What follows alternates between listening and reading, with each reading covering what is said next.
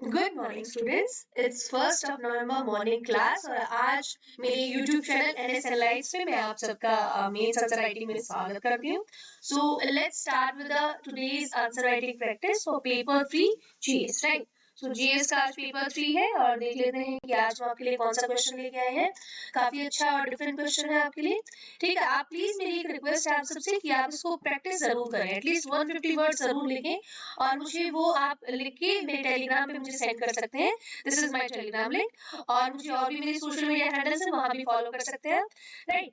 So what about the question? Question is like, discuss how labor codes can transform labor empowerment in India. Also discuss the challenges associated with the codes. Right. So हमें बताना है कि जो अभी नए labour law आए हैं वो कैसे लेबर एम्पावरमेंट बढ़ाएंगे इंडिया में। क्वेश्चन पे ध्यान दीजिए, आप लोग सोल्यूशन बताते हैं कुछ और किसी और साइड में आप अपना आंसर फोल्ड कर देते हैं, मोड़ देते हैं उसको, बट ये क्वेश्चन जो पूछता है हमें उसके अकॉर्डिंग ही आंसर लिखना होता है, right. Also discuss the challenges associated with the course. In course के लिए कौन कौन से चैलेंजेस हैं हमें सिंपल बताना है, ये कैसे एम्पावर करेंगे, पहला पॉइंट। और सेकंड इज कि ये हमारे जो पुराने ये कैसे चैलेंज है, मतलब ये क्या चैलेंज करते हैं और इनके साथ मतलब कौन कौन से चैलेंजेस एसोसिएटेड है। ठीक है, चलिए अप्रोच क्या होगा इस क्वेश्चन का, briefly explaining the labour codes past recently. सबसे पहले हमें बता देना है क्या हुआ है, बेनिफिट्स बता देना है लेबर कोड्स का, focusing on how they will bring a transformative impact on labour empowerment in India. Discuss the challenges concern associated with the codes. Challenges और बाकी जो कंसर्न है वो बता देने हैं, फिर कंक्लूड कर देना है। इंट्रोडक्शन में हम लिखेंगे हम बैकग्राउंड की कैसे स्टार्ट हुआ क्या हुआ, right. The Parliament passed 3 labor codes on industrial relations, occupational safety, health and working conditions and social security. किससे रिलेटेड, लेबर से रिलेटेड, राइट। जो भी लेबर है ना इंडिया में उनसे उनका इंडस्ट्रियल रिलेशन, उनका occupational safety, health, working condition और सोशल सिक्योरिटी, सब ये जो 3 कोड आए हैं इसमें बताया गया है।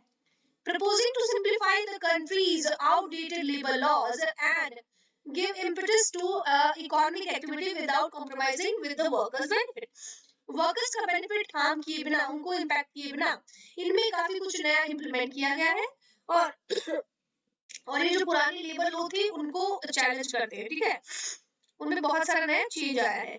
Along with the Code on Wages Act 2019, these can significantly ease the conduct of business by amalgamating an excess of central and state laws on labor. These labor codes can have a transformative impact on labor relation in India.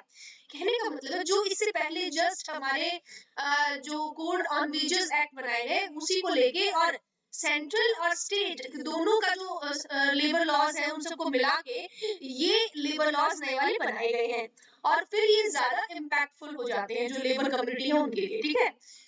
इसका body क्या लिखेगी, इसमें हम benefits बताएंगे सबसे पहले कि ये जो हम नया कोड लेके आए हैं इनके क्या क्या बेनिफिट्स हैं, ठीक है। Consolidation and simplification of complex laws, ठीक है। हमें बता देना है कि कंसोलिडेशन और ये सिंप्लीफिकेशन कैसे करता है, जो पुराने कॉम्प्लेक्स लॉज थे जो कई बार समझ ही नहीं आते थे हमारे लेबर्स को, उनके बेनिफिट के लिए इवन जो इम्प्लीमेंटिंग एजेंसीज है उनको भी समझ नहीं आता था, तो ये उनको कैसे सिंप्लीफाई करता है। First thing first, the 3 codes simplify labor laws while subsuming 25 central labor laws and have been on the table for at least 17 years. 17 साल से पेंडिंग पड़े हुए थे, 25 जो सेंट्रल लेबर लॉ थे थोड़े जो कॉम्प्लिकेटेड थे उनको सिंप्लीफाई करता है, ठीक है, उनको एज्यूम करके सिर्फ 3 बना दिए हैं, राइट। 25 जो पेंडिंग पड़े हुए थे उनको छोटा करके 3 बना दिया है। It will provide a big boost to industry and employment and will reduce multiplicity of definition and multiplicity of authority for businesses, right।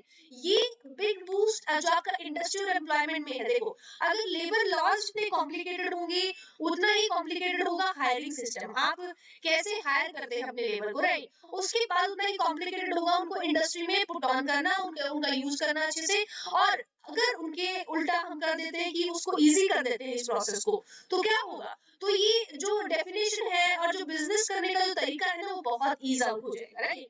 इसीलिए इंडस्ट्री और एम्प्लॉयमेंट के लिए बहुत यूजफुल है। सिंगल लाइसेंसिंग मैकेनिज्म, अब होता क्या है कि पहले क्या होता था, पहले सेंटर के लिए अलग आपका लाइसेंस, स्टेट के लिए अलग लाइसेंस, अब क्या है सिंगल लाइसेंसिंग मैकेनिज्म बना दिया है लेबर लॉ के लिए। The course provide for single licensing mechanism, it will give boost to industries by piloting and substantial reform in the licensing mechanism. Currently industries have to apply for their license under different laws, ठीक है।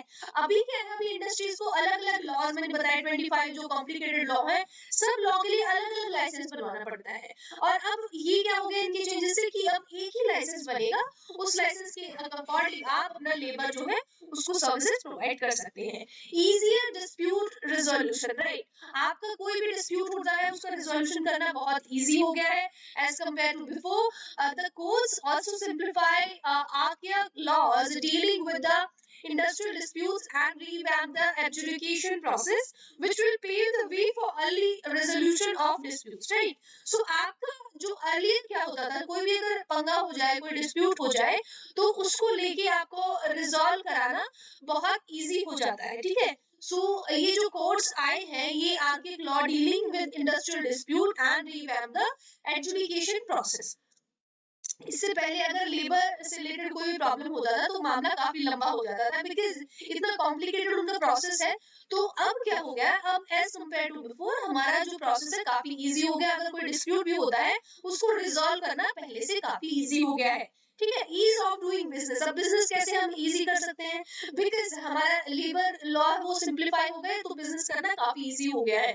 According to the industry and some economist, such reform shall boost investment and improve ease of doing business.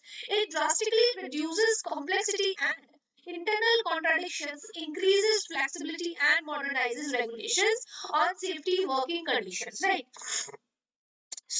आपका ease of doing business कैसे होगा कि industry और कुछ economist ने जैसे बताया है कि इन्वेस्टमेंट बढ़ेगा इससे, और बिजनेस का जो तरीका है वो ज्यादा एनहेंस होगा, और कॉम्प्लेक्सिटी है वो कम हो गई है, और जितने भी बीच में जो कॉन्ट्रडिक्शंस आते थे वो भी कम हो गए हैं। फ्लेक्सिबिलिटी बिजनेस की बढ़ गई है, आप उसको अपनी पसंद के हिसाब से तोड़ मोड़ सकते हैं, ठीक है। Modernises regulation on safety working condition, safety working इसके लिए जो वर्कर्स आपके लिए काम कर रहे हैं उनके लिए आप सेफ्टी वर्किंग कंडीशन अब बढ़ गई है पहले से ज्यादा, राइट। देखिए जैसे जैसे इंडस्ट्रियल रेवोल्यूशन हुआ है, आपको पता है 16th सेंचुरी 15th सेंचुरी, सो आप उसके बाद से जो लेबर का कंडीशन है काफी इंप्रूव ही होता गया है। पहले आप अगर जाएंगे back to the 17th century, जो आप हमारे वेस्ट में जब इंडस्ट्रियल रेवोल्यूशन हुआ था, कितना ज्यादा कॉम्प्लिकेटेड होता था लेबर्स का लाइफ, कि उनको सरवाइव करना, लाइक पूरे दिन में वो 20 घंटे काम करेंगे, और even with the children, like children बच्चे भी होते थे उनको भी कोई ब्रेक नहीं मिलता था, विदाउट अ ब्रेक कोई एक्स्ट्रा उनको खाना नहीं दिया जाता था, कुछ फैसिलिटीज नहीं दी जाती थी, राइट। तो लेबर का हालत तब बहुत बुरा था, ओके। और जैसे ही जब हमने प्रोग्रेस करती गई सोसाइटी, तो लेबर का जो राइट्स है, उनकी जो डिमांड्स है वो बढ़ती गई, और फिर उनको पूरा भी किया गया, ठीक है। So other benefits for labor, अब लेबर के लिए और क्या क्या बेनिफिट्स है इसमें। The three codes will promote a fixed term employment, बहुत बड़ी बात है, ठीक है। आपको एम्प्लॉयमेंट का फिक्स टर्म दिया जाएगा, आपको अगर बोला गया है कि आपको 150 दिन काम मिलेगा तो मिलेगा। Reduce influence of trade unions, trade union का इन्फ्लुएंस कम हो गया है, क्योंकि वो अपनी मनमानी के करते हैं, अपने हिसाब से उनको मोल्ड करना चाहते हैं, बट ऐसा नहीं होगा आपसे। And expand the social security net for informal sector workers, right. Informal sectors मतलब जो आपका फॉर्मल सेक्टर नहीं आता है, जिसमें आप का कोई रजिस्टर्ड वर्क नहीं होता है, राइट, उसको इनफॉर्मल वर्क, अनऑथराइज्ड वर्क हम कह सकते हैं एक तरह से। सो इनफॉर्मल सेक्टर जो वर्कर होते हैं, अदर से हम उसको लेबर भी कह सकते हैं, कि लेबर जो होते हैं जो वेजेस पे काम करते हैं, उनका एक तरह से सिक्योरिटी इन कोड्स की वजह से बढ़ गया है।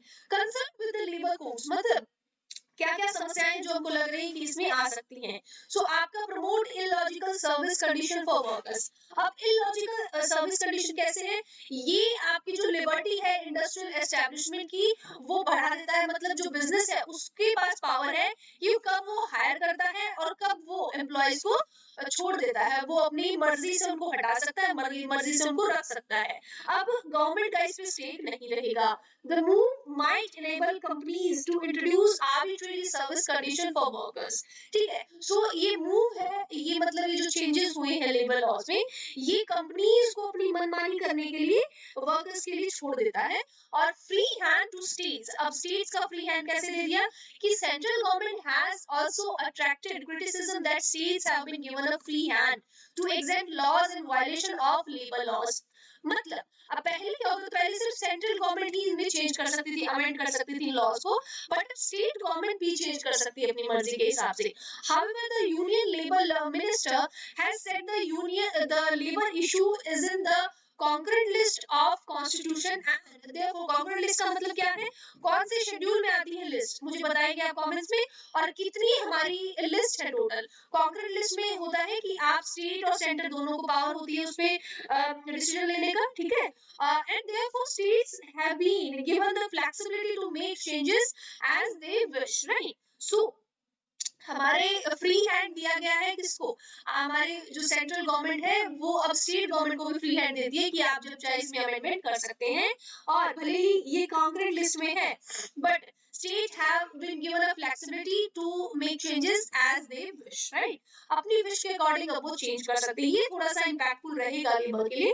अफेक्ट इंडस्ट्रियल पीस, अब इंडस्ट्रियल पीस भी इससे हैम्पर होगा, कैसे होगा, industrial relation code proposes that workers in factories will have to give a notice of at least 14 days in advance to employers if they want to go on strike, right? So employers को अब आपको 14 दिन पहले, देखो अब अगर कोई labour है वो अगर, या लेबर यूनियन है उनका जो भी ग्रुप है लेबर्स का, वो अगर जाना चाहता है स्ट्राइक पे, तो 14 दिन पहले एम्प्लॉयर को अपने मालिक को बताना पड़ेगा कि वो स्ट्राइक पे जा रहे हैं। तो इससे क्या होगा, वो अपना दूसरे लेबर का इंतजाम कर लेगा, कहने का मतलब उसके काम पे कोई इम्पैक्ट नहीं पड़ेगा, वो स्ट्राइक करने दो उनको। However, earlier the Standing Committee on Labour had recommended against the expansion of the required notice period for strike beyond the public utility services like water, electricity, natural gas, telephone and other essential services. पहले क्या होता था, पहले आपका जो standing committee थी जो labour की, उन्होंने जो एक्सपेंशन है, जो रिक्वायर्ड नोटिस है, पीरियड है, जिसे 14 दिन का हमने बताया, उसके अगेंस्ट वो बोलते थे कि स्ट्राइक जो पब्लिक यूटिलिटी सर्विस है, अगर उनके बिना उनको ये स्ट्राइक के दौरान अगर ये सर्विसेज नहीं मिलती है तो उनके ऊपर एक्शन लिया जाएगा, बट ऐसा अब कुछ नहीं है। Further, Bharatiya Mazdoor Sangh has also oppose the code, ये भारतीय मजदूर संघ ने भी इस कोड को अपोज किया है, जो 3 कोड अभी आए हैं, describing it as a clear attempt to diminish the role of trade union, right. ये इसको क्या कर रहे हैं, क्लियर अटेम्प्ट बता रहे हैं आप ट्रेड यूनियन को एकदम बर्बाद करने का, एकदम हटाने का। कहने का मतलब है ये तरीका है गवर्नमेंट का कि ट्रेड यूनियन एकदम खत्म हो जाए। अब कंक्लूजन में हम क्या लिखेंगे, कंक्लूजन हम ऐसा बताएंगे कि एक हम इसका फ्यूचरिस्टिक व्यू दें किसी भी क्वेश्चन का, और इसका सिचुएशन करंट हालात हम अच्छे से एनालाइज कर पाए। Periodic labour force survey observe that 71% of regular wage salaried workers in non-agricultural sector did not have a written contract and 50% were without social security cover।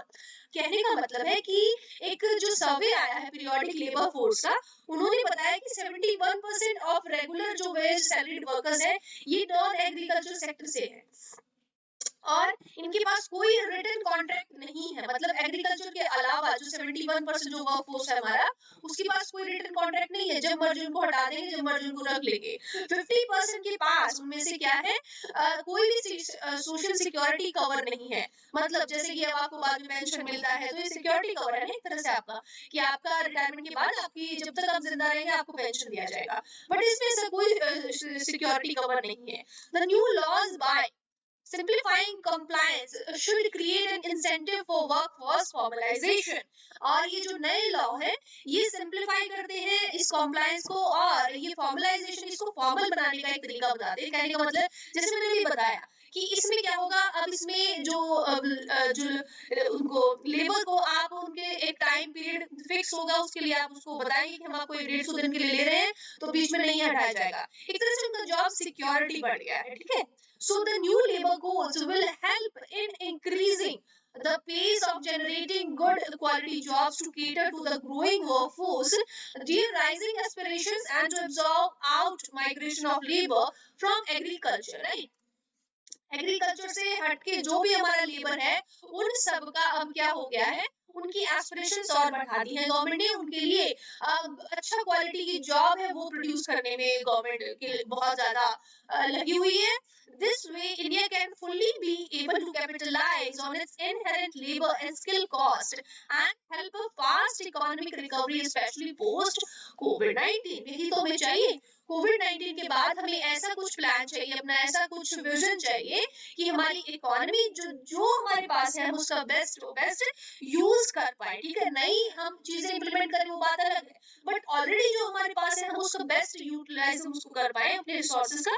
उसमें से क्या आता है, ह्यूमन रिसोर्स आता है। ह्यूमन रिसोर्स हमारा जो लेबर है वो है हमारा, और उसका हम उनके स्किल के अकॉर्डिंग अगर हम यूज करेंगे तो ज्यादा इम्पैक्टफुल रहेगा। ठीक है, so this is all about today. बहुत अच्छा क्वेश्चन था, थोड़ा डीप था, आप इसको 2-3 बार जरूर पढ़िए और इसको जरूर लिखने का ट्राई कीजिए। आप अगर कमेंट्स में मुझे सजेशन देते हैं उसकी बजाय अगर आप एक आंसर मुझे लिख के दिखाएंगे तो ज्यादा बेनिफिशियल होगा।